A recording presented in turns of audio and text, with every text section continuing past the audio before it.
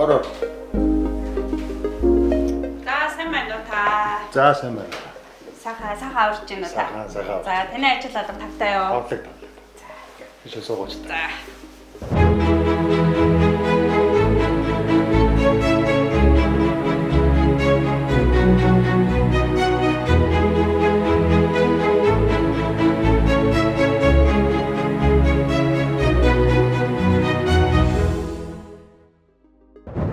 Сүхбаатар дүүрэг маань за сүүлийн статистик тоогоор 142 гаруй мянган иргэд амьдран сууж байгаа.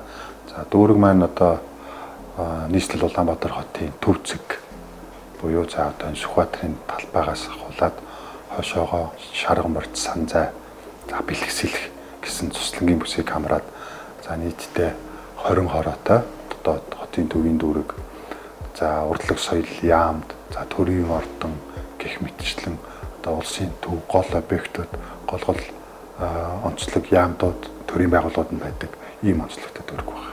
21 оны 3 сард томилогдсон. За яг тухайн үед чинь одоо дэлхийн нийт даяар ковид-19 за болж исэн. За тэгээ яг энэ бас хүнд хэцүү үед одоо юу гэдэг хувийн хувьд бас нэлээд том чаленжтай тулгарч томилогдчихлаа. Нийслэлээс сэргэжүүлж байгаа Сэлб 20 минутын хот маань манай дүүргийн 14 дугаар хороон дээр одоо сүндэглэн босч эхэлж байна. Дүүрэг энэ дээр ямар оролцоо байна вэ гэхээр Сүхбаатар дүүрэг 14 дугаар хороон дээр одоо орон сууцны бүх бодлого төсөл нь явж байгаа. За 13 дугаар хороон дээр Сүхбаатар дүүрэг болохоор нийгмийн барилга байгууламжуудыг барьж ашиглалтанд оруулаад явж байна. За өмнөөс одоо онцлон дур бол 200 ортой эмнэлгийг бид нар сая 24 онд ашиглалтанд орууллаа. За мөн 159 дугаар сургууль гээд 960 хүүхдтэй сургууль мөн ашиглалтанд орсон явж байна. Үүн дээр бид нар 159 дугаар сургууль дээр Кембриж хөтөлбөрийг хэрэгжүүлэхээр мөн ажиллаж байна. За хажууд нь бид нар Сүхбаатар дүүргийн Сэлб нэгдсэн эмнэлгийн хойдол бид нар спорт цогцлборыг мөн одоо энэ ондоо 26 ондоо багтаан ашиглалтанд оруулахаар барилгын ажил ерөнхийдөө бол 80-90% дотоод заслын ажлууд үргэлжлээд ингээд явж байна. За мөн 248 дугаар цэцэрлэг гээд цэцэрлэгийг болон цэцэрлэгийн өргөтгөл барилга маань ашиглалтанд орсон. Ингээд явж байгаа. Инхээр нөгөө 20 минутын хот гэдэг утга нь яг гарч ирнэ. За хойно байгаа 14 дугаар хорооноос бид нэр 10 минутын дотор алхаж ороод эмнэлгийн тусламж үйлчилгээ, сургууль цэцэрлэг, за спорт цогцлборынхаа үйлчилгээг ингээд авчих юм. За сая бид нар 26 оны төсвүүдээр иргэдийн төлөөлөгчдийн хурлаар мөн тус хороон дээр 13 дугаар хороон дээр хүүхд төгслийн төвийн барилгын төсвийг мөн суулгасан байгаа. 2026 оны үед бол хүүхд төгслийг дэмжиж жил болгох зарласан. За үүнийхээ хүрээнд бид нар энэ хүүхд төгслийн төвийг бариад ашиглалтанд оруулаад явж байгаа. За ингээд хүүхд төгслийн төвийн барилга маань гол онцлог нь юу вэ гэхээр за мөн яг хүүхд төгслийн төвийн барилгын хажуу талд нь хөгжлийн бэрхшээлтэй хүүхдийн цэцэрлэгийг барьж өгье гэсэн санал тавьсан үндсэндээ бид нар бас тэрийгэ түүнийгээ түшиглээд хүүхд төгслийн төвийн барилгыг барьж байгаа. За хүүхд төгслийн төвийн барилга маань за нөгөө байдаг хотын төвд байгаа нөгөө хүүхдийн ордон гэж байгаа одоо урлаг соёлын сургалт дугуйлангууд байгаа. Үүнийг бид нар хойд нь хавьяачаа. Тэр дээргүй 20 минутын хот нийтдээ 18,000 айлын орон сууц баригдана. За үүнээс бас хэрэгцээ шаардлага үүсэх учраас тэн дээр хүүхд төгслийн төвийн барилга барья. За хүүхд төгслийн төвийн онцлог маань болохоор за усан бассейнтай түрүүн хэлсэн хажуу талдаа хөгжлийн бэрхшээлтэй хүүхдийн цэцэрлэгтэй гэж ярьсан. Үүнийгээ төвшүүлээд мөн бид нэр хөдөлгөөний заслын ангитай болно. За дээрэс нь төгөлтөр хуур хийл байдаг юм, уран зураг байдаг юм уу гэх мэтчлэн дугуйлангууд явна. За энэ дээрэс нь нэмээд одоо орчин үед бидний ярьж байгаа химэл оюун ухаан AI тийм ээ энэ IT тал руу бас ангиудыг нээж ажиллуулахаар ийм төлөвлөгөөтэй явж байгаа. Сэлб нэгдсэн эмнэлгийн анхны шавыг тавьж 2024 оны 10 сард ашиглалтанд орсон. За тэгээ эмнэлэг гэдэг маань одоо онцлогтой. Одоо сургууль цэцэрлэгийг бол одоо яг бид нэр бариад ширээ сандлын тавиад багш нарын оруулаад ингэ болчихж байгаа. Эмнэлэг өөрөө шатлалаар ингэж ашиглалтанд орохгүй бол нэг дор орох боломж бидэггүй. Яагаад вэ гэхээр нэгдүгээр хүний нөөцийн асуудал байгаа. За хоёрдугаар тэгэхээр шууд бүх эмчилгээг нэг дор хийх боломж байхгүй. Тодорхой хэмжээнд тоног төхөөрөмж болон эмчнэрийг зөвшөөрүүлж иж дараагийн амбулатор тасгаа нэхэхгүй бол бас боломжгүй гэдэг юм бэл. Тэгэхээр хамгийн сүүл бид нэр сая 2025 оны 12 сард сэлб нэгдсэн эмнэлгийн мис заслын тоног төхөөрөмж болон өрөөг тогтжуулаад дууссан байна. За одоо тулгарч байгаа нөхцөл байдал юу вэ гэхээр хүний нөөцийн асуудал. За өнөөдөр бид нар 200 ортой хүн хэвтэн эмчлүүлэх эмнэлэг барьчлаа. Эргээд хүний нөөцийн асуудалд бид нар тулгарч байгаа. За энийг одоо бид нар яаж нөхөх вэ? Маргааш хүн хөвчээд эмчлүүлэлээ мис цалцлаад яг эмч нь байхгүй. За үүнийхээ хүрээнд бид нар одоо ямар ч л байсан улсын төв нэгдүгээр эмнэлэгтэй бас хамтын ажиллагаанд санамж жижиг гарын үсэг зурсан. Үүнийхээ хүрээнд бас тодорхой хэмжээний эмч нарыг тус эмнэлэг дээр ажиллуулах. За нодлон буюу 2025 онд бас хавдрын эмнэлэг дээр засвар үйлчилгээ хийж явах хугацаанд бид нэр хөнгөвчлөх эмчилгээг сэлб эмнэлэг дээр бас авч ирсэн. Энэ маань өөрөө эмнэлгийг бас бойжуулах бас нэг юм нөхцөл бүрдүүлээд ингээд явж байгаа. Нийслэл төвлөрүүлж байгаа бусад дүүргүүтэй харьцуулахад нийт орлогын 30% дангаараа бүртгүүлдэг юм Сүхбаатар дүүрэг. За 2025 онд бид нэр 479 тэрбум дүүргийг 100% нийслэл төвлөрүүлсэн. За 2026 онд 612.9 тэрбум төгрөгийг төвлөрүүлэхээр зорилт тавин ажиллаж байна. За үүнээсээ гадна бид нар одоо нийслэлд төсөв төвлөрүүлэхээс гадна дахиад бид нар дүүрэг дээрээ бас бүтээн байгуулалт хийх шаардлагатай байдаг. Тэгээд энэ дээр хөрөнгө оруулалтын дээр бид нар бас төсвийнхаа хэмжээнд тааруулаад 20 орчим тэрбум төгрөгийн хөрөнгө оруулалтын ажлыг зарлаад ингэж явдаг. Иргэний өргөдлийг та цоглоо. Тэр хэр одоо хурдан хугацаанд ажил хэрэг болдог ч юм хариулт болж очдог. Томилогдоод одоо 5 дахь жил рүү орж байгаа ч гэсэндээ манай хэлтсийн дарга нар маань бид өргөлсөн нэг 2016 оноос ажиллаж байгаа хүмүүс одоо 10 дахь жил рүү орсон. Тэгэхээр нэг урдх ажиллаа маш сайн мэддэг учраас одоо миний хувьд бол харьцангуй одоо шинээр зааж сургах гэхээсээ илүүтэйгээр илүү нөгөө хүмүүсээс суралцаж тийм ээ.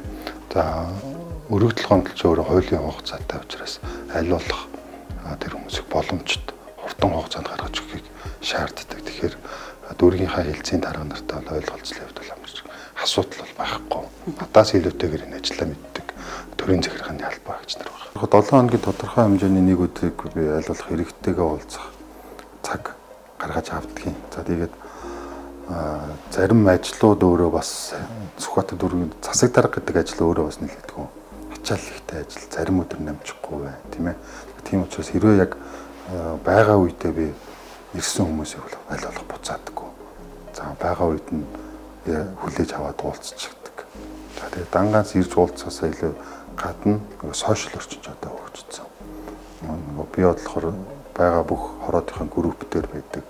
За тэн дээр хин ямар комент бичиж чинь хаана нь юу нь болохгүй байна тийм ээ. Энэ бүгдийг аваад бусад холбогдох хэлцийн дарга нар руугаа ширлээд ингээд явчихдаг. За үүнээсээ гадна өргөдөл гомдлоо 11 болон бичгээр ирдэг. Энийг бас хянаад дор нь аль болох ажлыг гараас гаргахаас шийдэд ингээд явдаг. Данганц би гэхээсээ илүүтэйгээр за энэ 24-оос 28 оны хугацаанд сууж байгаа төлөөлөгчид нар маань 26 оны үед юу шийдсэн бэ гэхээр төрийн албан хаагч нарын орон сууцыг эхлүүлэхээр бид нэр шийдсэн байгаа. За энэ маань юу гэхээр одоо төрийн албан хаагч гэдэг нь данганц одоо Сүхбаатар дүүргийн засаг даргын тамгын газрын ажилтан албан хаагчд биш. Сүхбаатар дүүрэгт ажиллаж амьдарч байгаа Сүхбаатар дүүргийн сургууль цэцэрлэгийн багш нар байна, цагтаа байна, онцгой байна, эмч нар байна тийм ээ. Энэ бүгдийг хамруулад тодорхой хэмжээний хөнгөлөлттэй нөхцлөөр орон сууцыг мөн төрөний хэлсэн 13 дугаар хороонд бид нэр барьж байгуулахаар ажиллаж байгаа. Хандгаатын аманд бид нэр Сүхбаатар дүүргийн баг хандгаатын амралтын газар гэж байсан. За 2010-ад онд олон улсын төсөв дээр барилгын амралтын барилгын ажил гээд явсан. За энэ маань ингээ гаццсан барилгын дуустдаггүй одоо 10 гаруй жил дамнаад явж байгаа. Энийг нь дүүрэг өөрөө аваад дуусгах чихээр бас гэрээ контракттай учраас бас болдоггүй байсныг бид нар ямар ч байсан 25 онд шийдвэрлээд 26 оны улсын төсөв дээр тухайн амралтын газрын барилгын засварыг тавьсан байгаа 1.3 тэрбум. За энийгээ бид нэр хэрвээ барилгын ашиглалтанд оруулж байгаа бол цаашаа ахмадаа зориулаад ахмадын амралт юм уу совлил маягтай ажиллуулахаар төлөвлөд явж байгаа. Залуучуудаа зориулаад бид нэр одоо 13 дугаар орнд олон улсын стандарт, олон улсын тэмцээн хүлээж авах боломжтой спорт цогцлборыг барьж байгуулсан. Одоо 26 оны намар ашиглалтанд орчихно. За тэгэхээр шал байдгийн юм уу дотор заал бүх юм нь олон улсын стандартын шаардлагыг хангаж байгаа. За гадна байгаа хөл бөмбөгийн талбай өөрөө мөн адил олон улсын шаардлагыг хангасан ийм стандартын цогцлборыг барьж ашиглалтанд оруулах чинь. За хүүхэд болон эмэгтэйчүүдийг зориулж юу хийж гинэ гэж байна. Энэ хүүхд төвшлийн төв. За хүүхд төвшлийн төв маань юу вэ гэхээр одоогийн судалгаагаар хүүхэд болохоор сургууль гэр гэсэн зөвхөн ганц л маршрут байгаад байна. Чөлөөт цагийг боловсон өнгөрүүлэх ийм хомс дутагдaltaй байна. Тэгээ үүний хэрэгцээ шаардлага дээр бид үндэслээд энэ хүүхд төвшлийн төвийг тавьж байгаа. Хүүхэд хичээлээсээ тарлаа. Секц дугууландаа явлаа. Гэрлүүгээ гэртээ харьлаа гэдэг. За тэгэхээр энэ хүүхд төвшлийн төвийн яг чанга урталтанд бид 1К газрыг чөлөөлөөд чөлөөлтийн ажил маань 100% дууссан явж байгаа. Одоо энэ дээр бид ногоон байгууламж бүх цэцэрлэг төрөлөг барьж байгуулахаар төлөвлөгөө зургийг гаргаад явж байна. За үүн дээр манай Сүхбаатар дүүргийн эмэгтэйчүүдийн эмэгтэй төлөөлөгч нарын бас бүлэг гэж байна. За эднэрийн бас санаачлаг гараад явж байгаа. Тэгэхээр нөгөө эмэгтэйчүүд буюу эхчүүд маань хүүхд төвшлийн төвийнхаа секс дугууланд хамруулангаа бага насны хүүхдтэй бол тухайн цэцэрлэгт хүрээлэнд хүүхдэд салхилуулах, тоглуулах гэх мэтчлэн бас энэ концепцийг бид нараас гарч үзье. Энийг төлөвлөлт явж байгаа. Хувь хүний хувьд, гэр бүлийнхаа хувьд 2026 онд одоо ямар зорилго тавьсан бэ? Хүүхдүүд рүү нэлээдгүй зорилтыг тавьж байгаа. Яагаад тэгэхээр одоо эхнээсээ 11-р анги одоо эх жил 12-р ангид орох учраас тэр хүүхдийн ирээдүйн дээд сургуультанд санаа зовж байгаа учраас ийм сургуультанд суулгаа ийм шалгалтуудыг нь өгүүлээ гэсэн үднээс бас тодорхой хэмжээнд хүүхдүүдэд сургалтанд хамруулад ингээд явж байгаа. Та автагаа адилхан уу, ээжтэйгээ адилхан? За ер нь янз хэлдэг юм аа.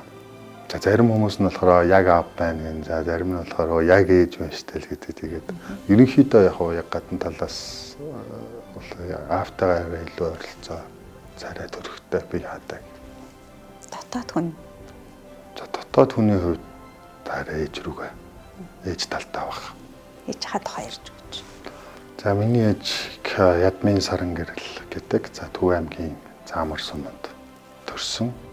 Хангахын дунд сургуулийг төгссөн совилогч мэргэжилтэй. За одоогийн Чингэлтэй дүүргийн эрүүл мэндийн төв. За тухайд одоо Чингэлтэй дүүргийн нэгдсэн эмнэлэгч болов. Арай өөр нэршилтэй байсан баг. Тэнд ажиллаж исэн. За үүний дараа мөн Сонгой хайрхан дүүргийн мөн адил эрүүл мэндийн төв дээр совилогч хийж исэн. За тэгээд нөгөө л нэг бусад гэр бүлийн адил 96-7 Солонгос руу явж ажил хийж исэн. За ингээ 2005 оноос хойш автаа минь хамтраад энэ хувийн бизнес мөнхийн болор гэдэг компанийг үүсгэн байгуулад төдийгөөс өдий хүртэл явж байгаа ийм хүн. Ээж дээр очих бас их дуртай. Тэгээд төрийн албанд орсноос хойш бас төдийлөн цаг гаргаж бас очиж чаддаггүй. За бас нэг ойр дотны хүнд манаас хэлсэн байлаа наад очоод утсаарч ярих тоохоо байсан гэдэг. Тэгээ яалтчгүй зарим тохиолдолд залгсан ч гэсэн нэг уулзалт хуралтай байгаа үед тасалчдаг. Тэгээд эргээ залгахаа мартчихдаг. Тэгээ нэг хэд хоногийн дараа залгахаар бас гомдсон байдаг. Тэгээд тэр үед нь бас очоод уулзахыг хүсдэг. Яг нэг хувь хүн талаас нь миний хүү бие бодорооч гэдэг юм уу? Миний хүү тэрээ идэгчээрээ гэдэг ингээд нөгөө яг таны оронд өөрийгөө тавьж ингээд ээжнэр хандаад идэг те. Аав нар бол дээрээс хараад идэг шүү дээ. Яг ээж тэгээд түрүүн бие бодороо гэдэг тэрийг бол одоо байн хэлдэг. За нөгөө нэмэлт витаминууд гэдэг юм уу тийм ээ? Амин дэмүүд иймэрхүү юмнуудаа сайн хэрэглээрээ хоолоо сайн хийдээрээ эрт унтаараа гэл нөгөө ээж нарын хэлдэг бүх зүйлийг л байнга захиж хэлдэг. За тэгээд захиасын нэр биелүүлж. За захиас нь ер нь тааруу ийм уух дургуйч юу аах вэ? Мартчихдгийг. Тэгээ нөгөө ширээн дээр байгаад байдаг нэг харчаа заа уунда гэж байгаа тэгээд мартаал гараад явчихдаг. Тэгэл ууснаа гэж хэлдэг. Гээл ээжтэй бодлаараа уусаан л гэдэг. Тэгэл ерөнхийдөө яг захиасын тааруу биелүүлж байгаа гэх юм уу? Цаашд хэрэгжүүлэх ажлуудаас нөлөөлөх төлөвлөсөн ажлууд одоо байна. Ногоон эрчим хүч буюу сэргээгдэх эрчим хүч рүү нэлээдгүй бас анхаарал хандуулж ажиллая гэсэн төлөвлөгөөтэй явж байгаа. Тэгээд ганц нэг юм нэгээд хаях биш, нэг цогц нэг хороог энэ төр чигт нээдэг юм уу? Тийм ээ, нэг байршлыг төр чигт нь ногоон эрчим хүчээр хангах зорилттой зураг төслөө хийгдэд явж байгаа. Тэгээд энэ нь болж юм бол бас дангаа нөгөө утааг үйлдвэрлэхэ бол тийм ээ. Манай дүүрэг одоо хэдийгээр гэр хороол хичнээн багч гэсэндээ тодорхой хэмжээний утааг мөн үйлдвэрлэж байгаа учраас энэ дээр бид бас ногоон эрчим хүчийг бас төслийн хувьд явж байгаа. Тэгээд одоохондоо нөгөө хийгээгүй ажлаа зарлаад явах ч бас тултай хийснийхөө хойно зарлж гэсэн төлөвлөгөөтэй ингээд